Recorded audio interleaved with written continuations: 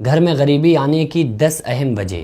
بہت سارے لوگ یہ غلطیاں کرتے ہیں اور جس کی وجہ سے غریبی آتی ہے، گھر میں بے برکتی آتی ہے، نحوست پن پیدا ہوتا ہے گھر میں، لیکن وہ ان چیزوں پر ان کا دھیان ہی نہیں جاتا ہے، وہ اور چیزوں کی طرف دوڑتے ہیں، لیکن اپنے گھر میں ان چیزوں کا سدھار نہیں کرتے ہیں جن کی وجہ سے گھر میں غریبی اور بے برکتی اور نحوست آتی ہے۔ سب سے پہلے اس گھر میں، جس گھر میں نجس انسان رہتا ہو، ناپاک رہتا ہو، یعنی کہ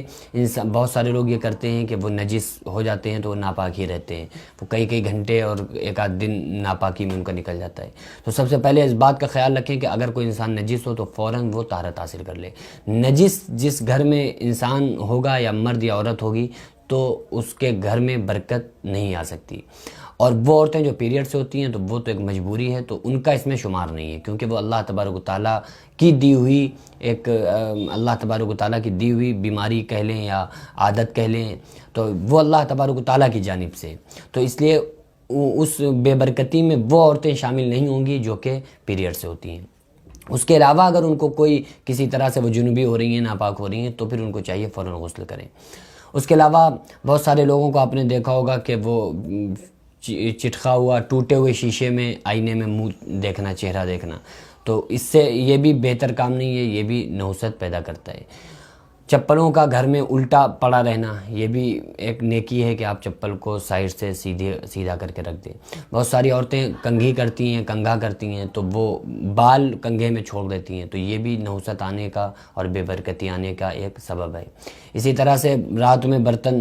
نہ دھونا، بہت سارے لوگ یہ سمجھتے ہیں کہ رات میں برتن نہیں دھونا چاہیے، بلکہ رات میں برتن دھونا نحوست ہوتا ہے۔ ایسا نہیں ہے، بلکہ اگر رات میں برتن گندے ہو گئے تو بہتر یہ ہے کہ ان کو اسی وقت دھو لیا جائے۔ اسی وقت دھو لینے سے دنیاوی بھی بہت سارے فوائد ہیں، اس وقت ان کو دھو کے مانجھ کے رات ہی میں رکھ دیں۔ دیکھیے، صفائی اسلام میں زیادہ پسندیدہ ہے، انسان صفائی ستھرائی رکھے، یہ زیادہ پسندیدہ ہے، نہ کہ یہ کہ آپ رات میں کوئی کام نہ کریں۔ آپ یہ ہے کہ ہاں دن میں اگر کام سارے نپٹا لیے ہیں تو رات ہے سونے کے لیے، تو رات میں ٹائم سے سویا جائے۔ تو انسان ٹائم سے سوتا تو ہے نہیں بھائی، جو یہ کہا گیا ہے کہ آپ رات میں برتن نہ دھوئیں، رات میں کوئی کام نہ کریں، رات میں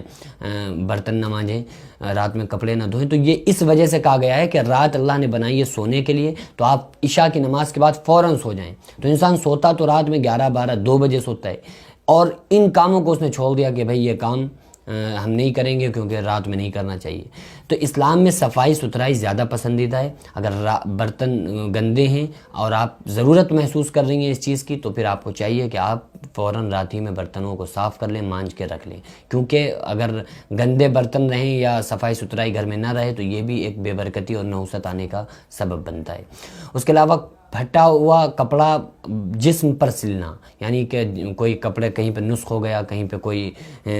پرابلم ہو گئی، کپڑا کہیں پہ پھٹ گیا، تو اس کو سوئی سے جسم پہ پہنے اس کو سلنا، اس سے بھی نحوست آتی ہے۔ اس کے علاوہ جو اہم نحوست ہے اس کی طرف چلتے ہیں۔ سب سے بڑی پرابلم یہ ہے کہ ہم اور آپ قرآن مقدس کو ہم نے پیک کر کے، بند کر کے، بستے میں رکھ کے، اس کو ہم نے الماری میں رکھ دیا اور ٹی وی اور سی ڈی کے ناشتے کرتے ہیں۔ سب سے بڑی بے برکتی کی اہم وجہ یہ ہے کہ ہم سارے لوگ قرآن مقدس کو چھوڑے ہوئے ہیں۔ قرآن مقدس کی تلاوت کرنا فجر میں یہ بہت ضروری ہے،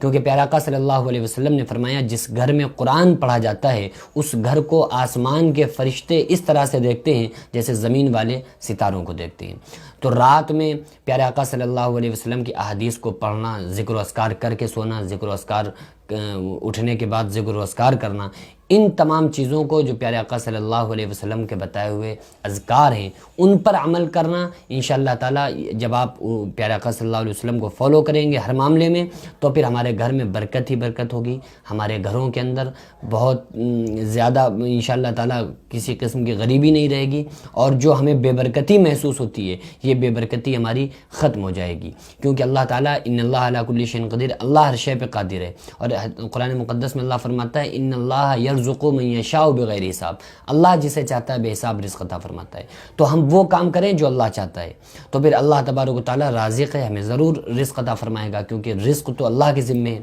اللہ فرماتا ہے اے میرے بندے تو کرتا وہ ہے جو تو چاہتا ہے، پر ہوتا وہ ہے جو میں چاہتا ہوں، تو وہ کر جو میں چاہتا ہوں، پھر وہ ہوگا جو تو چاہتا ہے۔ تو ہم تمام لوگوں کو چاہیے کہ ہم وہ کام کریں جو اللہ اور اس کے رسول صلی اللہ علیہ وسلم نے جن کاموں کا ہم کو حکم دیا ہے، پھر انشاءاللہ وہ ہوگا جیسا ہم چاہتے ہیں۔ دعا کریں اللہ تبارک و تعالیٰ میں اور آپ کو